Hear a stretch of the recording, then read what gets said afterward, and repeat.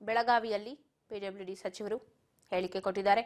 35 ಶಾಸಕರು, 7 ರಿಂದ 8 ಜನ ಸಚಿವರು, ಸಿಎಂ ಎಲ್ಲರೂ ಕೂಡ ಡಿನ್ನರ್ ಪಾರ್ಟಿಗೆ ಹೋಗಿದ್ರು. ಅಲ್ಲೆಲ್ಲೋ ಡಿಸಿಎಂ ಡಿ.ಕೆ. ಶಿವಕುಮಾರ್ ವಿದೇಶದಲ್ಲಿರುವಾಗ ಇಲ್ಲೇನೋ ಗುಸು ಬದಲಾವಣೆಯ ಬೆನ್ನಲ್ಲೇ ಹೋಗ್ತಾರೆ, ಮೀಟಿಂಗ್ ಮಾಡ್ತಾರೆ ಅಂದ್ರೆ ಹೌದು, ಸಾಕಷ್ಟು ಚರ್ಚೆ ಕಾರಣ ಆಗತ್ತೆ. ಹಿಂದೆ ಕೂಡ ಈ ತ್ರಿಮೂರ್ತಿಗಳು ಅಂತ ಏನ್ ಕರ್ಸ್ಕೊಂಡಿದ್ದಾರೆ ಈ ಕಾಂಗ್ರೆಸ್ನಲ್ಲಿ, ಎಸ್ ಡಿ ಮಹದೇವಪ್ಪ ಆಗಿರ್ಬೋದು, ಸತೀಶ್ ಜಾರಕಿಹೊಳಿ ಆಗಿರ್ಬೋದು, ಜಿ ಪರಮೇಶ್ವರ್ ಬಹಳಷ್ಟು ಬಾರಿ ಈ ತರದ್ದು ಮೀಟಿಂಗ್ ಗಳನ್ನ ಮಾಡಿದ್ದಾರೆ. ಅದ್ರ ಮೇಲೆ ಸಾಕಷ್ಟು ಚರ್ಚೆಗಳು ಕೂಡ ಆಗಿತ್ತು. ಈಗ ನಿನ್ನೆ ಅದರಲ್ಲಿ ಸಿಎಂ ಭಾಗಿಯಾಗಿದ್ರು ಅನ್ನೋದು ಒಂದು ದೊಡ್ಡ ಮಟ್ಟಿಗೆ ಚರ್ಚೆ ಆಗ್ತಾ ಇರುವಂಥದ್ದು.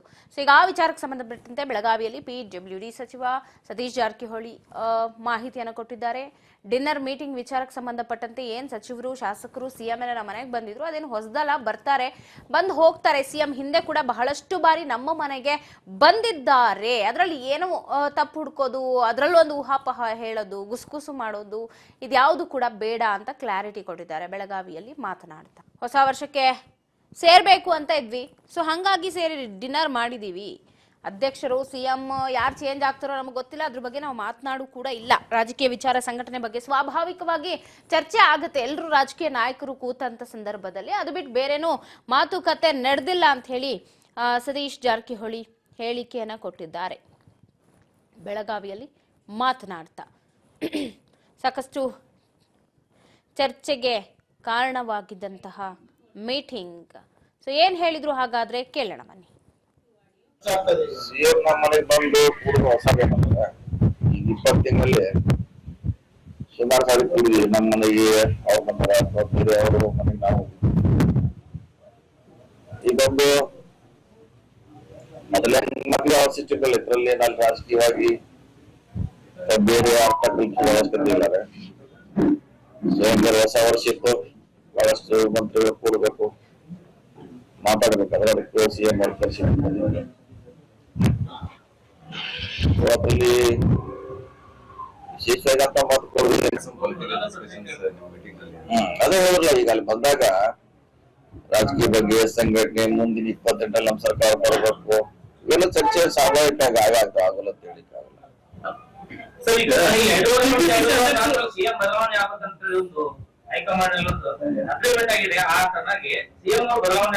ಯಾರಿಗಾರಿಗೂ ಅಗ್ರಿಮೆಂಟ್ ಆಗಿ ನಮಗ್ ಗೊತ್ತಿಲ್ಲ, ನಮಗೂ ಐಡಿಯಾ ಎಲ್ಲ ತಿಳಿದ್ವಿ ಈಗಾಗಲೇ. ಅದ್ರಿಂದ ನಮ್ಮ ಬಹಳ ದೂರ ಇದೀವಿ ನಾವು. ಅಲ್ಲಿ 10 ತಿಂಗಳ ಬಗ್ಗೆ ನಮ್ಗೆ ಗೊತ್ತಿಲ್ಲ ಅಂತ ಹೇಳಿದಿವಿ. ಚರ್ಚೆ ಮಾಡಿದ್ರು, ಅದಕ್ಕೆ ಏನ್ ಮಾಡಬೇಕು, ಜವಾಬ್ದಾರಿ ಯಾರು ಚರ್ಚೆ ಆಗಿದೆ.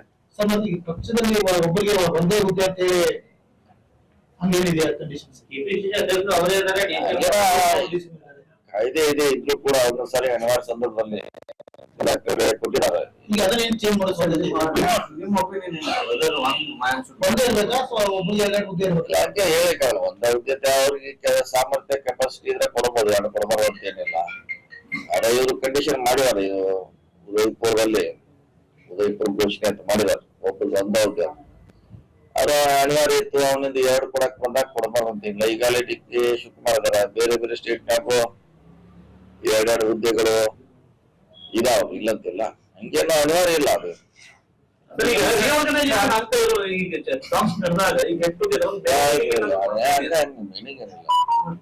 ಕೊಡೋದಕ್ಕಲ್ಲ, ಮಂತ್ರಿಗಳು ಕೊಡೋದಕ್ಕೆ ಯಾರು ಕೊಡ್ಬೇಕು? ನೀವೆಲ್ಲ ಕೂತ್ರಿ, ಈಗ ಬಿಸ್ನೆಸ್ ಮ್ಯಾನ್ ಕೊಡ್ತಾರ, ಪಾಲಿಟಿಷಿಯನ್ ಕೂಡಿದ್ದೈತೆ ಅಷ್ಟೇ. ಅದ್ರಾಗ ಏನು ಸಿಎಂ ನಮ್ಮ ಮನೆಗೆ ಬಂದು. ಇದು ಸತೀಶ್ ಜಾರಕಿಹೊಳಿ ಅವರು ಹೇಳಿದಂತಹ ಮಾತು.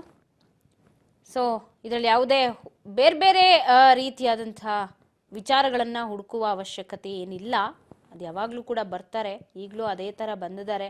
ಮಾತುಕತೆ ರಾಜಕೀಯವಾಗಿ ಏನಾಗಬೇಕು, ಏನು ಬೆಳವಣಿಗೆಗಳಿದೆ ಅದ್ರ ಬಗ್ಗೆ ಸಾಮಾನ್ಯವಾಗಿ ಚರ್ಚೆಯನ್ನು ನಾವು ಮಾಡ್ತೀವಿ. ಅದೇ ಥರ ಈಗಲೂ ಕೂಡ ಚರ್ಚೆ ಆಯಿತು. ಬಿಟ್ಟರೆ ಇಲ್ಲೆಲ್ಲೋ ಅಧ್ಯಕ್ಷರು ಬದಲಾವಣೆ ವಿಚಾರ, ಯಾರಾಗಬೇಕು ಯಾರು ಬೇಡ, ಈ ಯಾವ ವಿಚಾರಗಳನ್ನು ಕೂಡ ನಾವು ಯಾರೂ ಮಾತನಾಡಿಲ್ಲ. ಇದೆಲ್ಲ ಸುಮ್ಮನೆ ಊಹಾಪೋಹವಾಗಿ ಕೊಡ್ತಿರುವಂತಹ ಹೇಳಿಕೆ ಅಂತ ಹೇಳಿ ರಿಯಾಕ್ಟ್ ಮಾಡಿದ್ದಾರೆ ಸತೀಶ್ ಜಾರಕಿಹೊಳಿ.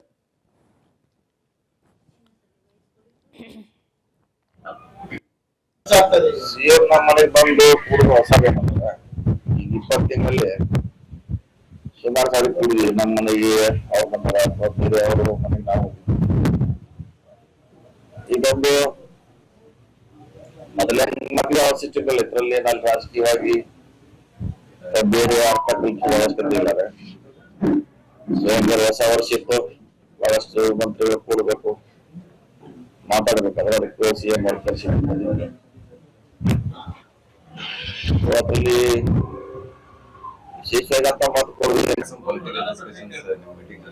ಅದೇ ಹೇಳಿದ್ರಲ್ಲ, ಈಗ ಅಲ್ಲಿ ಬಂದಾಗ ರಾಜಕೀಯ ಬಗ್ಗೆ ಸಂಘಟನೆ ಮುಂದಿನ 28 ನಮ್ಮ ಸರ್ಕಾರ ಬರಬೇಕು, ಇವೆಲ್ಲ ಚರ್ಚೆ ಸ್ವಾಭಾವಿಕವಾಗಿ ಆಗಲ್ಲ ಅಂತ ಹೇಳಿಕ್ ಆಗಲ್ಲ.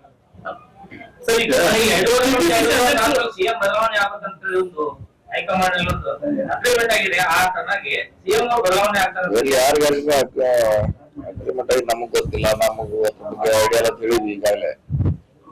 ಅದ್ರಿಂದ ನಮ್ಮ ಬಹಳ ದೂರ ಇದೀವಿ ನಾವು. ಅಲ್ಲಿ ಏನ್